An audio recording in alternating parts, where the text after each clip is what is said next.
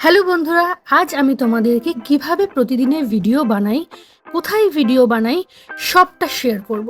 আমি সায়ন্তিকা। ঘরের জায়গা খুব কম, ছোট, এসি নেই, আর এইভাবেই জানলার পর্দাটা নিয়ে আমি প্রতিদিন শ্যুট করি। কখনো কখনো খুব কষ্ট হয় এই জায়গায় বসে কাজ করা, বাট কি করা যাবে বলো, করতে তো হবে।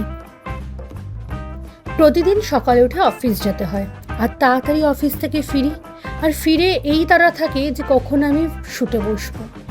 শেষ হয় প্রায় রাত 11টা নাগাদ।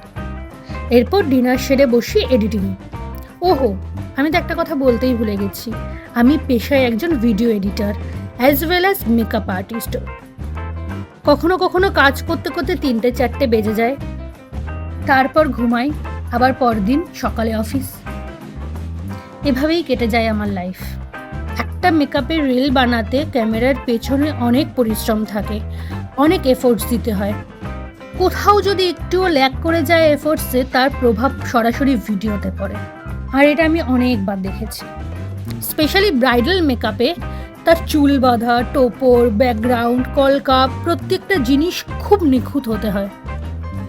যদিও বা প্রত্যেকটা মেকআপই আমার কাছে সমান ইম্পর্টেন্ট। 30-40 সেকেন্ডের রিলসের পিছনে থেকে 3 থেকে 4 ঘন্টা বা তারও বেশি সময়ের পরিশ্রম। শুধু তোমরা ভালোবাসা দাও, এই আনন্দে সবটা করো।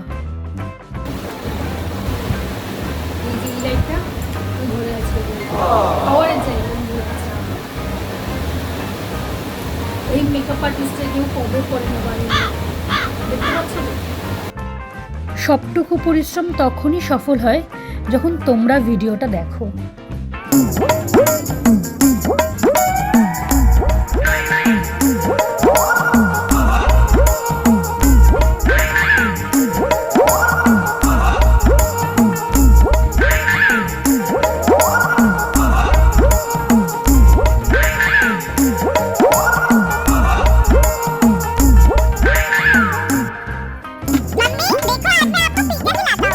दिखाओ तो कैसे है।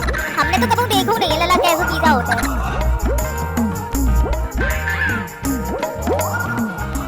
তবে এই পরিশ্রম তখনই সফল হয় যখন তোমরা সবাই এই ভিডিওটা দেখো, লাইক করো, শেয়ার করো, বা কখনো কখনো কমেন্ট করো।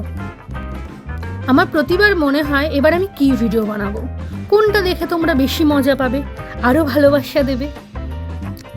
আসলে সবটাই করি লোভ থেকে, তাই না? তোমাদের ভালোবাসা পাওয়ার লোভ, তাই আর। যাক, ভিডিওটা কেমন লাগলো জানিও। ভালো লাগলে এরকম ভিডিও আরও বানাবো।